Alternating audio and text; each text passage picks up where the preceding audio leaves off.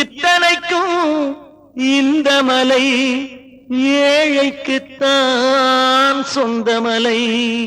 அந்த மருத மலைக்கு நீங்க வந்து பாருங்க, ஈசன் மகனோடு மனம் விட்டு பேசி பாருங்க. தீராத வினைகள் எல்லாம் தீர்ந்து போகுங்க, சத்தியமா சொல்லுறேன், தீராத வினைகள் எல்லாம் தீர்ந்து போகுங்க.